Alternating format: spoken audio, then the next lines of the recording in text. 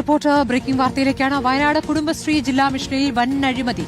ആദിവാസി വികസന പ്രവർത്തനങ്ങൾക്കായി കേന്ദ്ര സർക്കാർ അനുവദിച്ച 50 ലക്ഷം രൂപ വക മാറ്റിക്കൊണ്ട് തട്ടിപ്പ് നടത്തിയിരിക്കുന്നു. 3 ജീവനക്കാരെ ജോലിയിൽ നിന്ന് പുറത്താക്കിയിരിക്കുകയാണ്.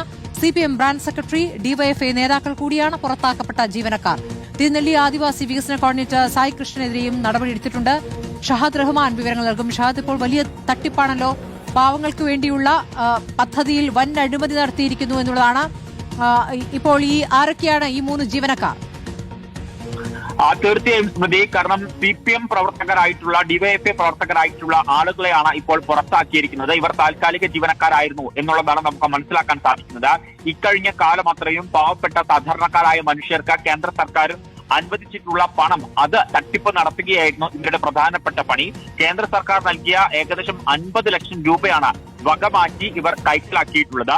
ആദിവാസി വികസന പ്രവർത്തനങ്ങൾക്കായി ജില്ലാ കളക്ടർ മുഖാന്തരം അനുവദിച്ച തുകയിലാണ് ഈ തട്ടിപ്പ് നടത്തിയിട്ടുള്ളത് എന്നതും എടുത്തു പറയേണ്ടതാണ്.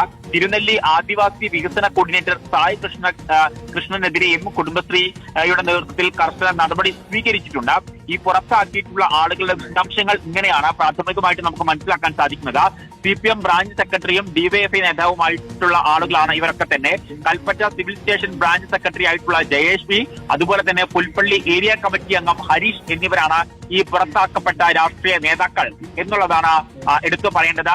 തിരുനെല്ലി ആദിവാസി വികസന കോർഡിനേറ്റർ സായി കൃഷ്ണക്കെതിരെയും കുടുംബശ്രീ ഇത്തരത്തിൽ നടപടി സ്വീകരിച്ചിട്ടുണ്ട് എന്നുള്ളതാണ്. ഇങ്ങനെ 3 പേരെയാണ് ഇപ്പോൾ ഈ ജോലിയിൽ നിന്നും പുറത്താക്കിയിട്ടുള്ളത്. ഈ തട്ടിപ്പിന്റെ കൂടുതൽ വിശദാംശങ്ങൾ അല്ലെങ്കിൽ കൂടുതൽ കാര്യങ്ങൾ ഒരുപക്ഷെ വരും ദിവസങ്ങളിൽ പുറത്തു വരും എന്നുള്ളതാണ് നമുക്ക് മനസ്സിലാക്കാൻ സാധിക്കുന്നത്.